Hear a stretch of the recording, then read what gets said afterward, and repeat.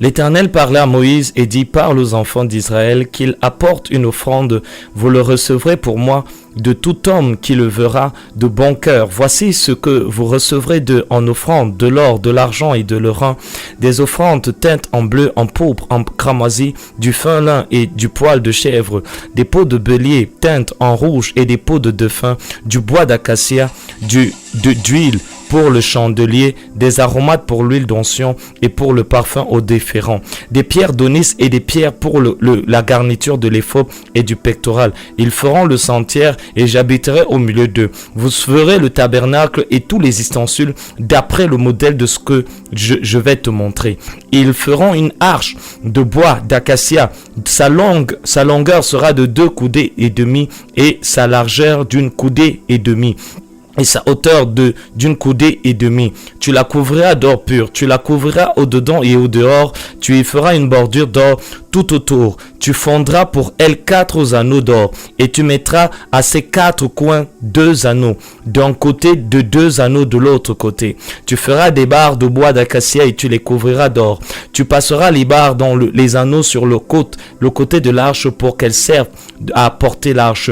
Les barres resteront dans l'anneau de l'arche et n'en seront point retirés. Tu mettras dans l'arche le témoignage que je te donnerai. Tu feras un propitiatoire d'or. Sa longueur sera de 2 coudées et demi et sa largeur de 2 coudées et demi. Et tu feras 2 chérubins d'or. Tu les feras d'or battu des 2 extrémités du propitiatoire. Fais un chérubin à l'une des extrémités du chérubin et l'autre extrémité. Vous ferez les chérubins sortant du propitiatoire à ces 2 extrémités. Au verset 22 dit, les chérubins entendront les ailes par-dessus, couvrant de leurs ailes le propitiatoire et faisant face l'un à l'autre. Les chérubins auront la face tournée vers le propitiatoire. Tu mettras le propitiatoire sur l'arche et tu mettras dans l'arche le témoignage que je donnerai. C'est là que je me rencontrerai avec toi du haut du propitiatoire d'entre les 2 chérubins placés sur l'arche du témoignage et je te donnerai tous mes ordres pour les enfants d'Israël. Amen. Alors, nous voyons ici que le Seigneur va parler à Moïse parce que le Dieu qui a délivré Israël d'Égypte est le Dieu d'Abraham, d'Isaac et de Jacob, mais il n'est pas le Dieu d'Israël. Ça voudrait dire que Dieu, conscient du fait que le peuple ne le connaît pas, mais ayant le désir d'établir une alliance avec son peuple, mais aussi au-delà de cette alliance, de se faire connaître, va établir et instituer à Moïse, donner l'ordre, l'instruction à Moïse de construire un tabernacle. Ayant construit ce tabernacle, il va séparer ce tabernacle en 2 parties. La première partie du tabernacle sera constituée du lieu saint. Lieu saint dans lequel il y aura l'autel des parfums, la table des pains de proposition et les chandeliers d'or. Et ensuite, on va mettre un propitiatoire qui va être comme un couvercle et un rideau pour séparer le lieu saint du lieu très saint. Alors, il y aura donc un rideau pour séparer le lieu saint du lieu très saint parce que c'était le lieu le plus saint qui existait dans ce tabernacle. Et il va être formellement interdit à quiconque d'y entrer en dehors du souverain sacrificateur qui n'y avait le droit d'y entrer qu'une fois par an. Et Dieu ayant formellement fait savoir que si Aaron y entrait en dehors du jour où il devait, de jour d'expiation, alors il mourrait.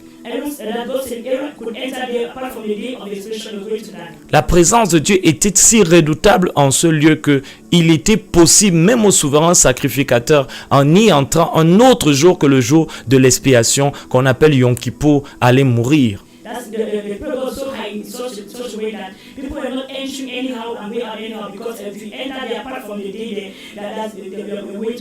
Et même en y entrant le jour de l'expiation, si le sacrifice qu'il apportait pour verser sur les cornes de l'autel était rejeté, alors il prenait aussi le risque de mourir.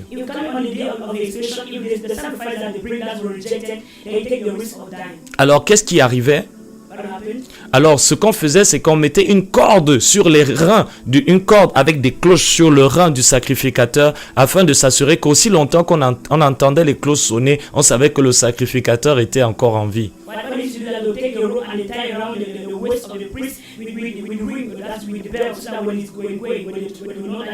Mais si par méga le sacrificateur mourait, alors il est clair que grâce à la corde, on tirait le sacrificateur afin de le ramener vers le peuple.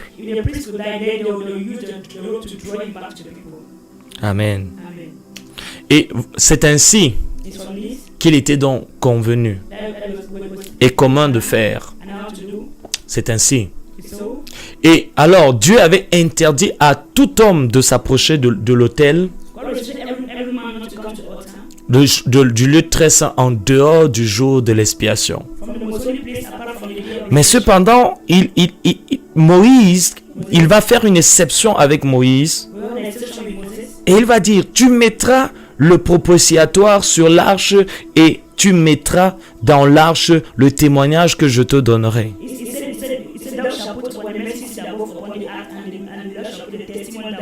Et on sait que ce témoignage dont il fait allusion aujourd'hui parlait de les tables des 10 commandements, les tables de la loi, la manne, la verge d'Aaron qui avait fleuri et un vase d'honneur.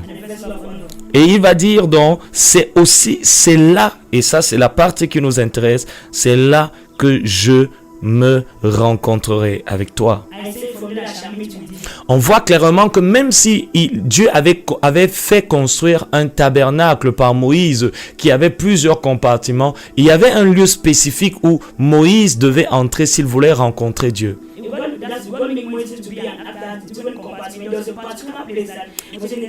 Il y avait un endroit spécifique qui avait été défini par Dieu pour être l'endroit où Moïse allait rencontrer Dieu pour le voir, pour l'entendre et recevoir les instructions que l'Éternel donnerait à Israël.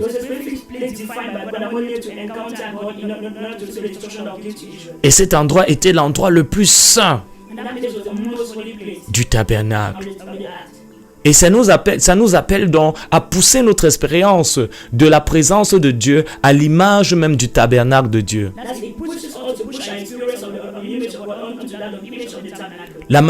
L'image du tabernacle est une image même des dimensions dans lesquelles nous devons entrer lorsque nous sommes en Christ pour faire l'expérience de la totalité des richesses de Christ.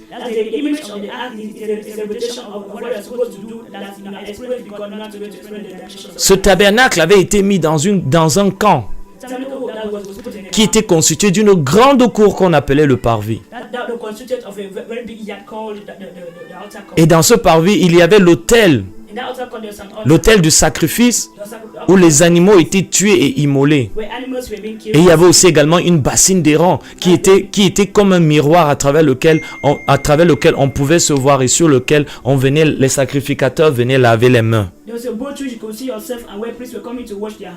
Mais l'expérience même de la présence de Dieu et de la gloire de Dieu n'était pas manifeste dans la cour, ni même manifeste dans le lieu saint. Et ça veut dire que seules les personnes qui voulaient réellement connaître la gloire, l'expérience de la gloire de Dieu devaient entrer dans ce lieu qui était le lieu le plus saint. Et si on voit que Dieu a fait préfigurer le tabernacle dans l'ancienne alliance qui préfigurait celui qui devait venir, à savoir Christ. Dans Jean chapitre 2, il va dire, détruisez ce temple et je le rebâtirai en 3 jours. Il parlait là ainsi du temple de son corps. Comme pour dire à l'avance que Jésus-Christ est le tabernacle de la nouvelle alliance, dont il est lui-même le sacrifice et le souverain sacrificateur selon l'ordre de Melchisédek. Et la croix And the cross C'est l'autel de la nouvelle is alliance. the altar of the new covenant. Et on voit, revenons donc au texte, Let's come back to the text. que ici nous sommes dans l'ancienne alliance. Et l'ancienne alliance était une préfiguration dans une ombre des choses qui devaient venir. It was a prefiguration of things to come. Et Dieu voulait démontrer par l'image du tabernacle le chemin par lequel l'homme devait passer lorsqu'il voulait accéder à la présence de Dieu. He wanted to use the act as an image of the way that man is supposed to take way unto Mais en ce temps, à cause de l'imitation de cette alliance, seul un homme pouvait y entrer tous les jours, c'était Moïse. because of the limitation of this covenant, only one man could enter every Et les autres hommes ne pouvaient y entrer. Et le deuxième homme qui pouvait y entrer ne pouvait y entrer qu'une seule fois par an, pour un jour, dans un jour qui avait été mis à part et sanctifié pour être le jour d'expiation. No other man could enter. The only man that could enter was entering once in a while and was entering for the day of the experience. Mais le reste du temps, même le souverain sacrificateur ne pouvait pas entrer dans ce lieu très saint. All of that time, the high priest could not enter in the most holy place. Pourquoi? Why? Parce que le voile n'avait pas encore été déchiré. The veil was not yet on. Et la Bible nous dit que lorsque le Christ était sur la croix, Bible says Christ on the cross, alors le voile a été déchiré. the veil was torn. Démontrant ainsi que nous avons désormais accès à la présence manifeste, à la présence directe de la gloire de Dieu. We should have direct access unto the manifested and to the dimension of Que la gloire que nous avions perdue dans le jardin avait été rétablie par la déchirure du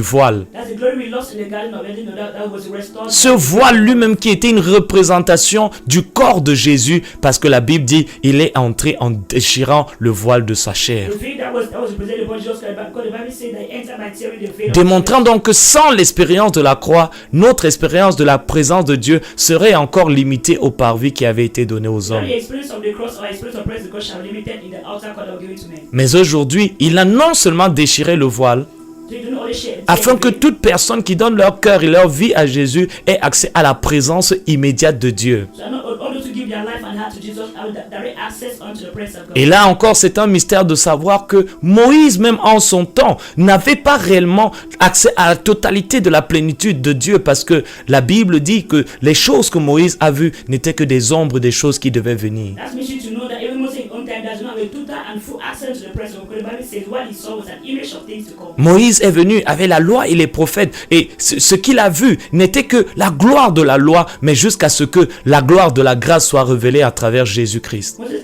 came with the law and the prophet, but he did not have access unto the grace. He needed to be revealed unto the time of Jesus Christ. Oui, le Fils est venu avec la grâce et la vérité. As the Son came with grace and truth. Alors l'expérience que Jésus-Christ a accomplie à la croix nous a donné un accès à la présence immédiate de Dieu, celle même que Moïse réclamait dans Exode 34 en disant « Fais-moi voir ta gloire ». The experience that just accomplished on the cross that give us an access unto the presence of God, that which Moses told God that. Notez bien que dans la première partie du tabernacle, le tabernacle était éclairé par la lampe des chandeliers. Tabernacle was enlightened by the lamp of the lampstand. Et cette lampe du chandelier donnait de la visibilité à la table des pains de proposition, aux pains de proposition, mais aussi également à l'autel de l'encens des parfums. That's the lamp of the lampstand was making it visible unto the table of bread and also the perfume that was there. Démontrant qu'ainsi que le pain des propositions devait être mangé dans la lumière, et l'autel du parfum qui représentait l'adoration et l'intercession devait se faire à la lumière de la révélation des 7 chandeliers qui représentaient les 7 esprits de Dieu. Showing that the bread shall be eaten in the light and the perfume shall be your worship and plus so lampstand that shall be offered unto the seven spirits of God. Les 7 chandeliers représentaient non seulement les 7 esprits de Dieu, mais les 7 dispensations de Christ. And the seven lampstands not only represent the seven spirits of God, but seven dispensation of Mais lorsqu'on entrait dans le lieu très saint, il n'y avait aucune lampe, we entering to the almost holy place, there was no other lamp. parce que c'est la gloire de l'Éternel qui éclairait le lieu le plus saint. It's the Lord that enlightened the most holy. Cette gloire était telle que lorsqu'un homme essayait de la contempler, il mourait sur le champ. The glory was such a way that the man trying to contemplate could die on the way. Et la Bible dit que Moïse a reçu l'image des choses qui devaient venir, mais il a reçu l'ombre des choses qui devaient venir. And the Bible says that Moses does receive an image of a shadow of the things to come. L'arche de l'Alliance était là une représentation, et une représentation avant son temps de ce que serait la relation entre Christ et l'Église. And of the covenant, there was a representation before the time of what shall be the representation of Christ and the church. Et c'est à ce moment que la relation avec Dieu était vraiment consommée, lorsqu'on parvenait à de l'autre côté du voile. That's someday that the relationship will continue when you reach the other side of the veil. Et le fait que le peuple de Dieu ne pouvait pas y entrer était là la preuve que les hommes étaient encore limités dans leur expérience de la présence de Dieu. Because God could not enter, this proved the fact that the people were still limited to the Mais nous, aujourd'hui, nous avons une meilleure alliance basée sur de meilleures promesses. And today we have the best covenant based on the best promises. Et ça, And this ce sera un autre message shall be another message pour un autre for jour. another day.